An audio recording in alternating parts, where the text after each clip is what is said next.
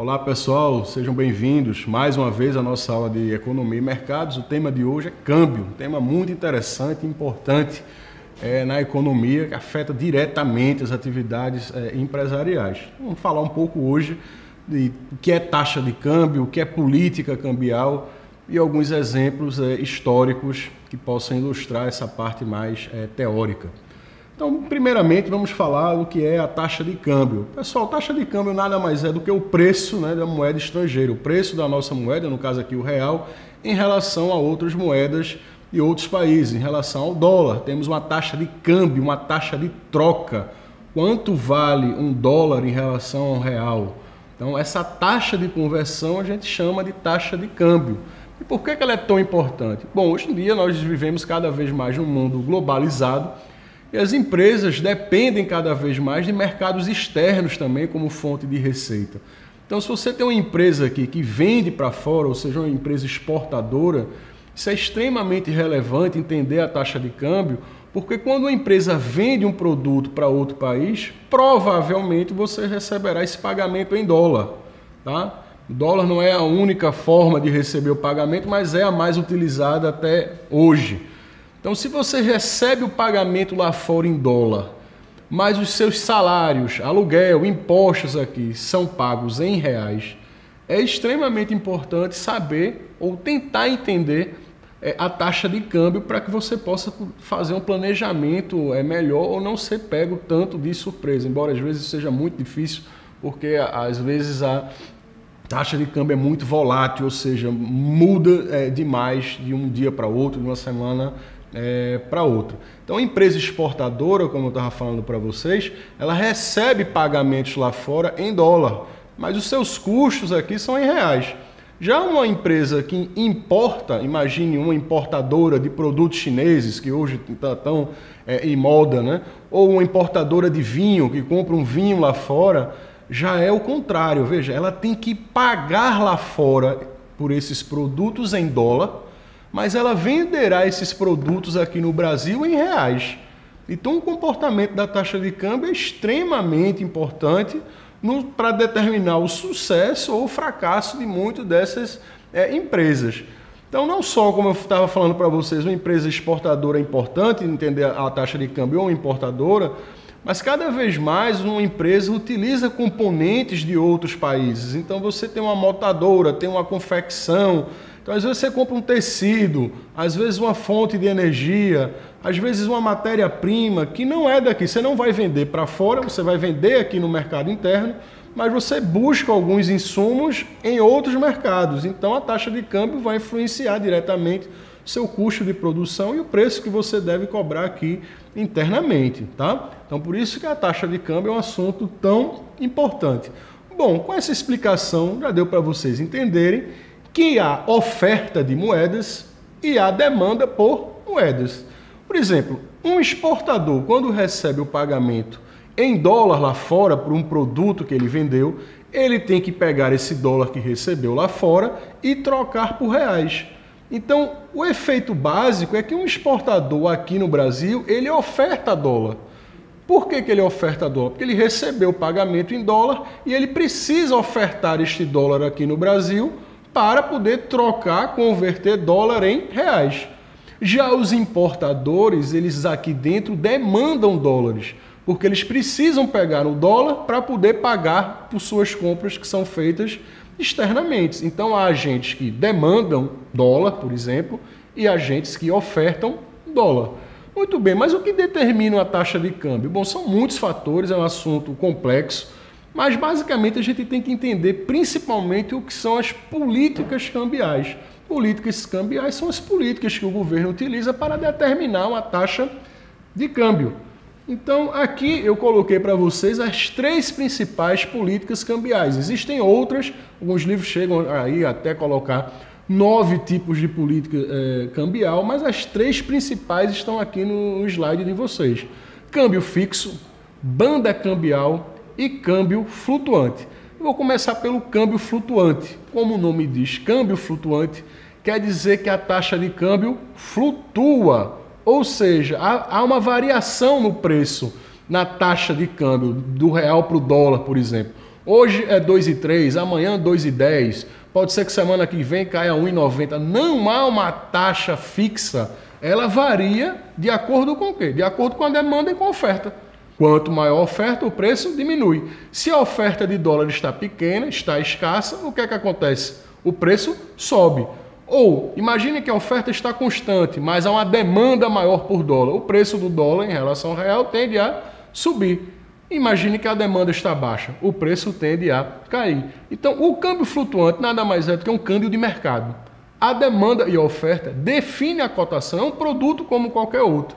Então, hoje no Brasil, nós utilizamos o câmbio flutuante. Na verdade, é uma variação do câmbio flutuante chamada flutuação suja. Por quê? Porque o câmbio flutuante puro seria o mercado simplesmente determinando a taxa de câmbio através de demanda e oferta. Mas o Banco Central Brasileiro ele atua nesse mercado ou ofertando dólar ou comprando dólar ou, portanto, influenciando a oferta ou a demanda para chegar numa cotação que ele considere mais adequada. Então nós temos aí uma flutuação suja. Qual é a vantagem do regime do câmbio flutuante? A vantagem é que o governo não tem nem preço nenhum para definir, é o mercado que define o preço e é óbvio que isso diminui ataques especulativos. Na verdade, não tem como ter um ataque especulativo direto, porque o governo não se comprometeu exatamente em defender um preço. Você pode perguntar, como assim ataque especulativo? Veremos o próximo exemplo agora, o câmbio fixo, que é muito suscetível a ataques especulativos. Bom, o que é um câmbio fixo? O nome já diz, o câmbio fixo, o preço é fixo. Imagine que $1 é R$2. Esse câmbio está fixado. Então nós temos que $1 é R$2 hoje, amanhã, depois de amanhã, semana que vem e, se Deus quiser, também no mês que vem a cotação estará 2 para 1. Como é que o governo consegue fazer isso? É na base da caneta, na base da porrada, eu mando, todo mundo tem que obedecer? Bom, infelizmente as coisas não são assim, são um pouco mais complexas. O governo fixou uma taxa de câmbio e, ao fixar uma taxa de câmbio, ele está garantindo o quê? Que se a demanda por dólar subir, para manter esse preço, o governo terá o quê? Que ofertar a quantidade de dólar que está sendo demandado, dado aquele nível de preço 2 para 1. Então, num câmbio fixo, se há um aumento da demanda, o governo aumenta o quê? A oferta. Se há mais demanda por dólar, eu tenho que suprir essa demanda naquela cotação 2 para 1. Ou seja, o truque, entre aspas, está nas reservas do governo. Imagina que o governo tem muitas reservas em dólar e resolveu fixar 2 para 1. Tendo uma demanda maior, eu tenho reservas em dólar, oferto, e o preço simplesmente não se mexe.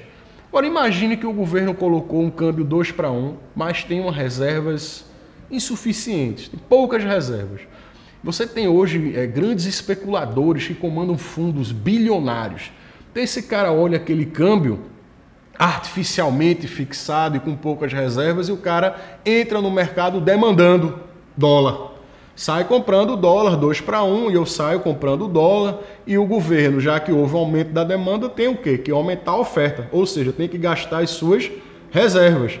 E imagina que o cara continua demandando, o governo ofertando, chega uma hora o quê? Que acabou as reservas em dólar do governo. Aquele cara que comprou a 2 para 1 sai agora no mercado vendendo a 4 para 1, porque não há dólar, vocês aprenderam, escassez, ausência de oferta ou pouca oferta, o preço o quê? Pipoca. É um ataque especulativo. Ele comprou na baixa e vai vender o quê? Na alta. Então esse é o grande problema do câmbio fixo. Ele é tido como um câmbio fixado de forma artificial. Se o governo não tiver realmente reservas, é muito difícil hoje o governo controlar fluxos de capitais enormes que existem. É muito difícil você conter esses ataques. Isso aconteceu contra a libra esterlina na Inglaterra, isso aconteceu contra o baht na Tailândia, que é a moeda local, sofreram ataques especulativos por conta de regimes, políticas cambiais tidas como artificiais. Então, investidores, especuladores, na verdade, perceberam isso, fizeram esse ataque especulativo. Bom, mas é tudo desvantagem. Qual seria a vantagem do câmbio fixo? Se tivesse que citar uma vantagem, talvez é a previsibilidade.